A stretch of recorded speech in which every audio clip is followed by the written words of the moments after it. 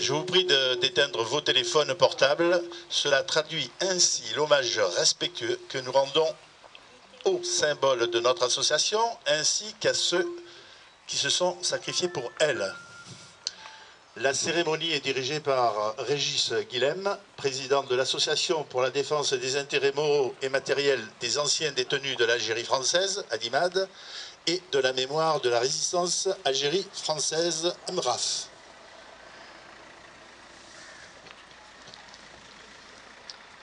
Mesdames, Messieurs, bonjour. En préambule, je vais vous donner, puisque je pense que pas mal de gens parmi vous doivent s'interroger sur l'absence de Jean-François Collin.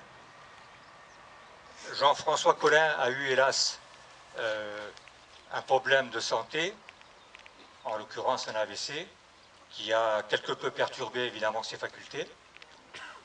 Et j'ai donc été désigné par le comité directeur et le bureau de l'ADIMAD de MRAF pour succéder à cette lourde tâche.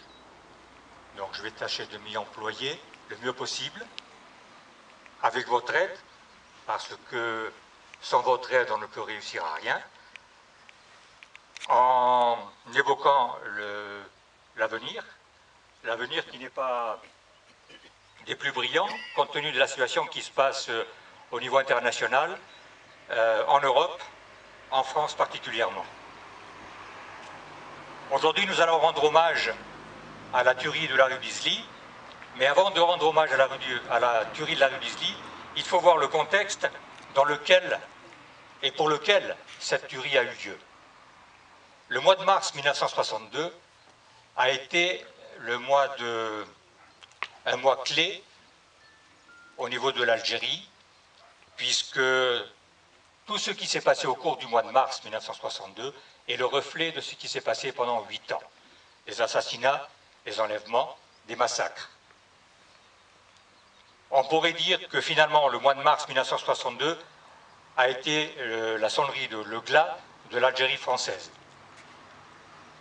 Pour relater un petit peu ce qui s'est passé au mois de mars 1962, je vais revenir sur quelques événements frappants et choquants qui finalement ont conduit ensuite aux événements de Bab el-Oued et à la rue d'Isly.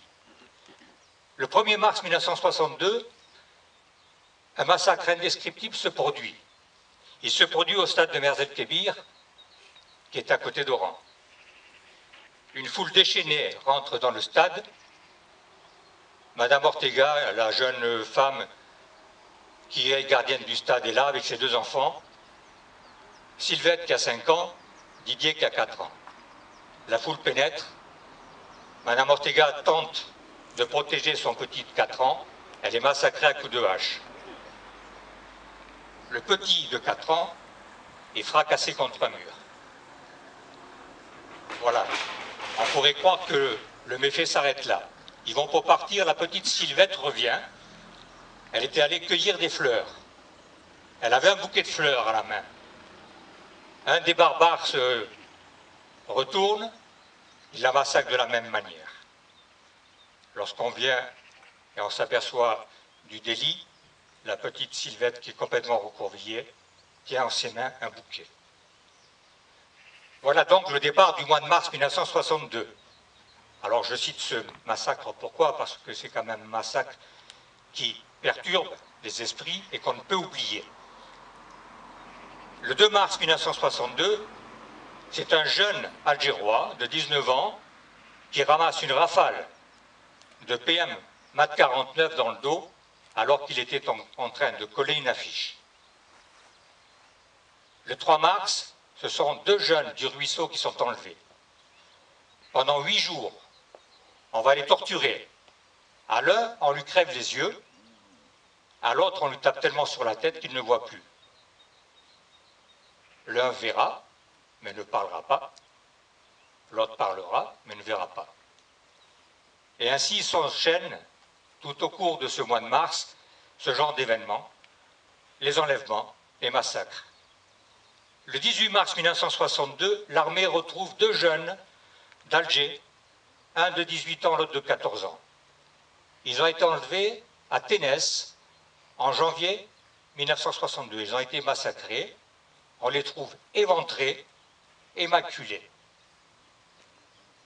L'armée refusera de donner les enfants à leurs parents. Ils n'ont même pas eu droit à des obsèques décentes. Et on arrive à cette date du 18 mars 1962. En fin de soirée sont signés des pseudo-accords entre un gouvernement français, puisque même si c'était De Gaulle, c'est tout de même un gouvernement français, et des terroristes qui signent un cessez-le-feu.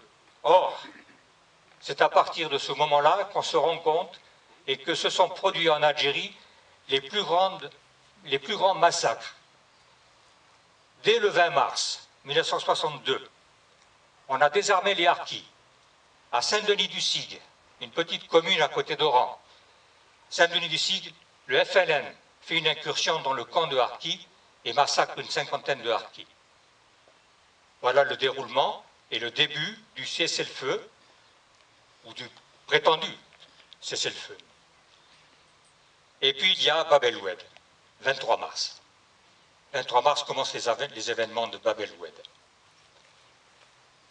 Mais la ville d'Oran n'échappe pas. La ville d'Oran est également la proie de l'aviation qui tire sur la ville, la proie des chars et des gardes mobiles. Et le 25 mars 1962, une catastrophe se produit sur Oran, puisque c'est l'arrestation du général Jouot, du commandant Camelin, et de Claude Raymond Sandra, que nombre d'entre vous connaissent, qui était nommé Cléopâtre. Voilà donc, mes amis, ce qui s'est passé au mois de mars. Ce qui me fait dire effectivement que ça a sonné le glas de l'Algérie française. À partir de là, les événements se sont précipités sur Alger, et je vais laisser la parole à Martine Di Giacomo, qui est la déléguée officielle d'Adimad, pour vous relater ces événements tragiques. Je vous remercie d'une part de votre présence, je remercie toutes les associations d'être présentes, et merci. Voilà, tout simplement.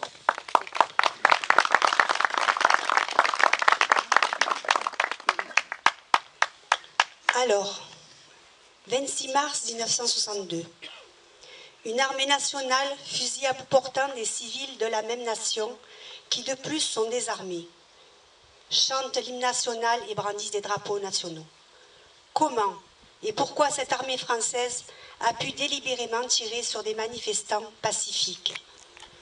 Révoltés par cette ultime trahison de ce pseudo cessez-le-feu, signé entre le gouvernement gaulliste et les tueurs du FLN, le 23 mars 1962, Bab el-Oued tout entière s'était soulevée, comme Budapest contre les chars communistes quelques années plus tôt. Les forces de répression gaullistes s'étaient alors déchaînées, égalant la férocité de leurs alliés FLN. Les chars, l'aviation, les gardes mobiles avaient eu raison du désespoir de tout un peuple trahi et abandonné. Durant 3 longs jours, un blocus extrême rajouta encore à la cruauté et au sadisme exercé encore sur ce quartier. La solidarité des Algérois avec leurs assiégés du 26 mars 1962 les fit descendre dans la rue pour porter secours à leurs frères désespérés. C'est ainsi que toute la population algéroise décida de manière spontanée à ravitailler les assiégés. Des discussions prirent même naissance entre les manifestants et certains soldats qui comprenaient parfaitement et dont certains avaient permis le passage du cortège. Le service d'ordre était assuré par 45 tirailleurs du 4e RT du colonel Goubard à l'entrée de la rue d'Isly. Leur précédente affectation était à Bérouaglia, près de Médéa. La consigne traduite par le commandement du 10e région militaire aux soldats dirigeant le barrage de la rue d'Isly était « Si les manifestants insistent, ouvrez le feu ». Bien entendu, nul n'a écrit cette consigne, on s'en doute des raisons. Certaines sources, notamment un journaliste du Daily Express, des terrasses étaient occupées par des gendarmes